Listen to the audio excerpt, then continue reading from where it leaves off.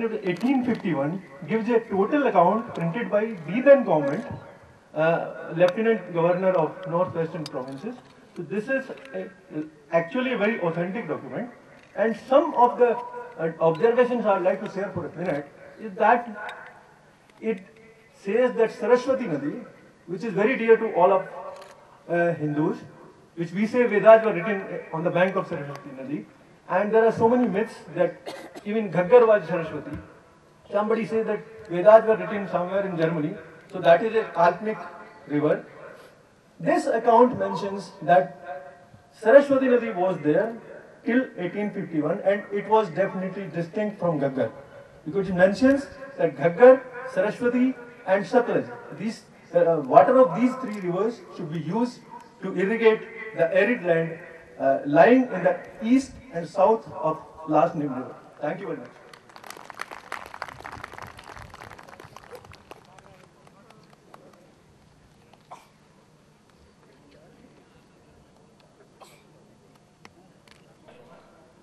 It is now my privilege to present a very brief introduction of Honorable Professor Baneerji, Director IIT Roorkee.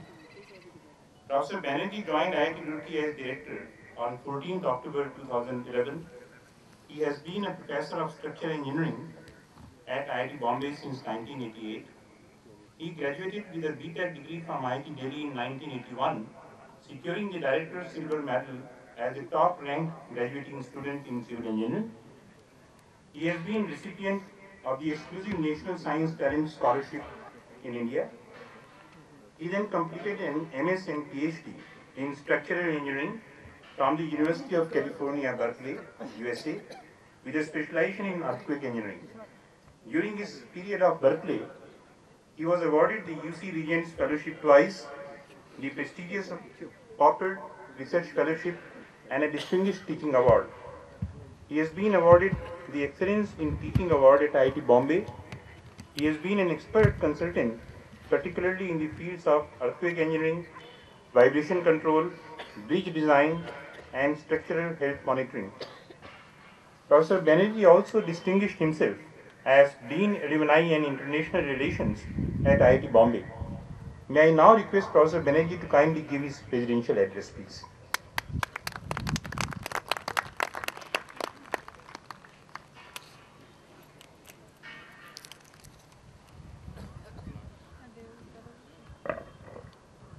Good afternoon, everybody.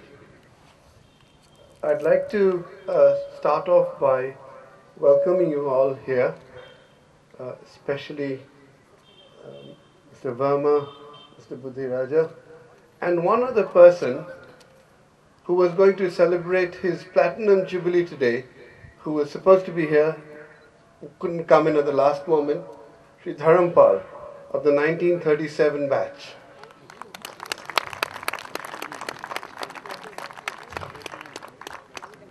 It's also a pleasure having the Diamond Jubilee, the Golden Jubilee, and the Silver Jubilee batch here today.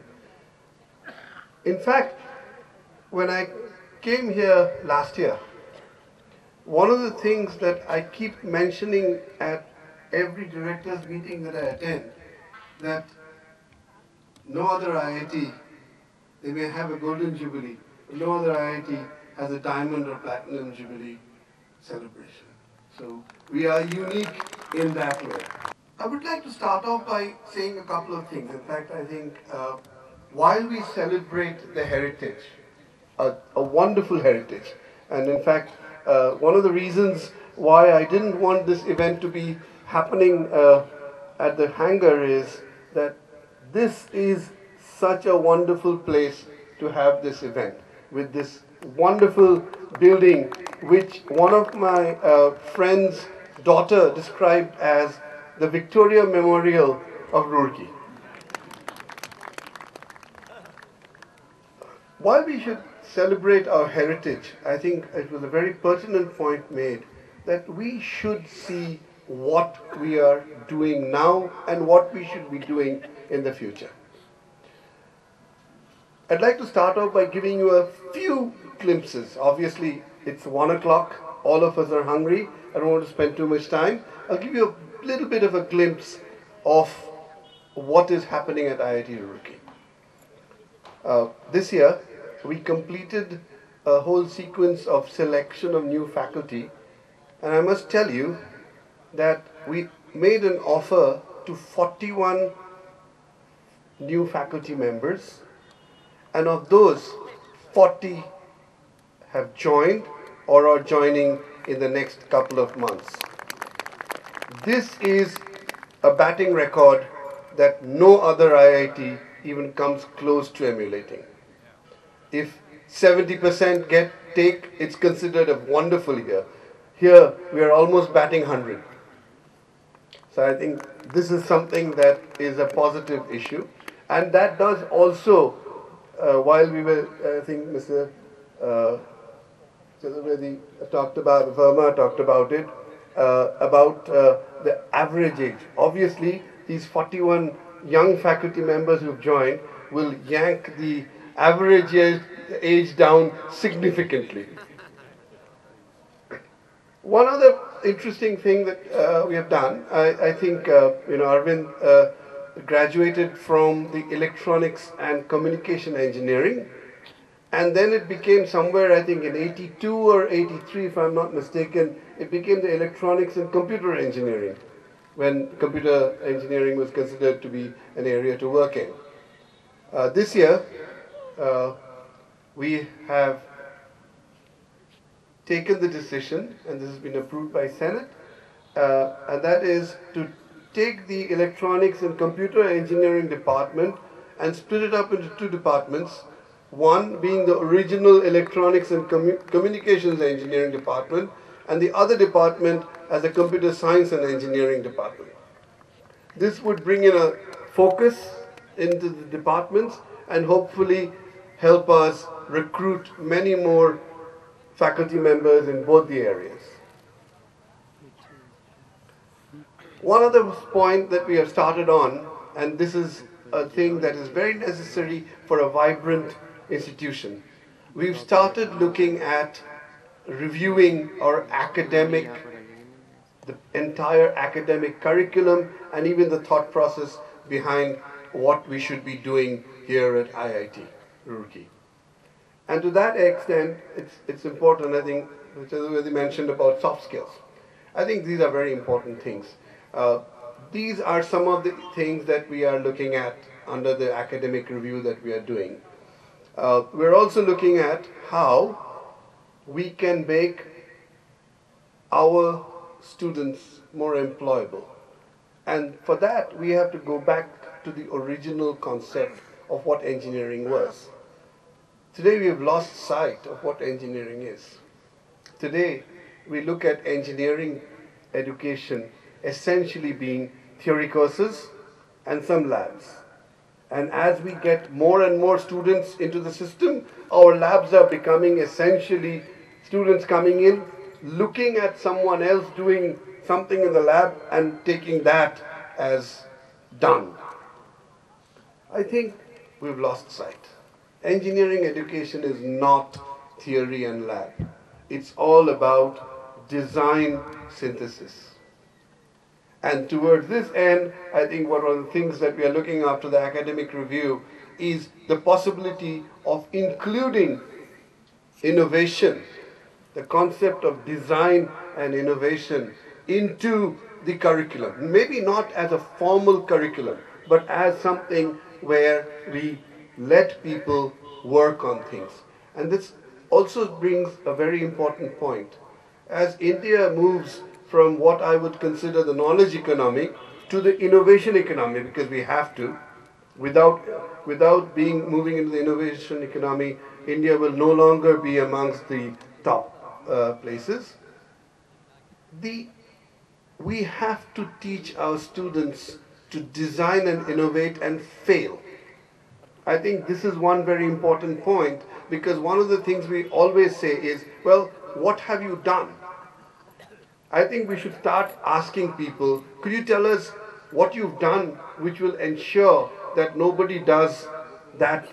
So in other words, failure is also a very important learning experience. And this is very important. And if we are going to go to innovation, this is the point I think the US learned a long time ago. For every innovative product, there are 100 products that have been prepared beforehand which have failed. And this is something that we need to teach our students here so that they can go out and be true innovators rather than what I use the word jugaad, which is something that we are all very good at. Innovation is not jugaad, so I think that's something that we have to teach our students. Towards this end, we are actually looking at multidisciplinary centers.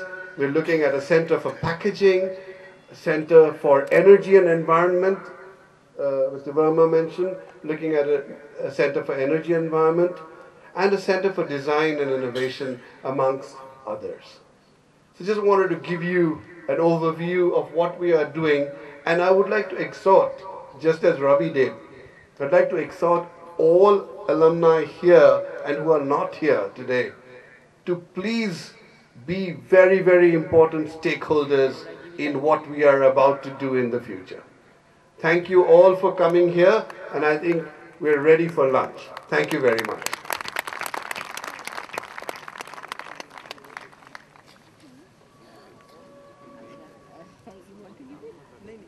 Thank you, Professor Banerjee. Thank you very much. As we come to completion of the proceedings of this program, I thank Professor Banerjee and Mrs. Banerjee for being with us. Our guests of honor, Shri S.P. Budiraja and Shri V.S. Verma, for accepting our invitation and taking pains to travel from Delhi for this function. The recipients of Distinguished Alumni Award and their families.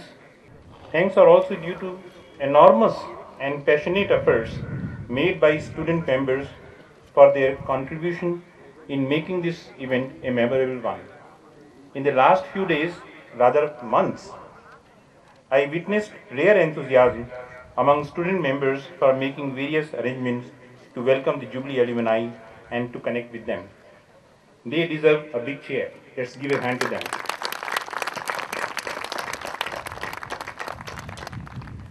I must acknowledge with sincere thanks the support received from our State and Works Division and the Cultural Council for helping in making various arrangements for the function. And of course, thanks are also due to the members of the press. Professor Banerjee mentioned, I am repeating, I received a letter from perhaps the oldest living alumnus, Shri Dharampalji. He is 95 plus now. He passed from the portals of Thompson College of Civil Engineering in 1937 and at present lives in Lucknow. I had good fortune of talking to him on telephone and a very clear voice. He has conveyed his greetings to all alumni on this occasion. We shall now stand for the national anthem, and then I invite all to walk to the LBS Stadium for the lunch. Thank you very much.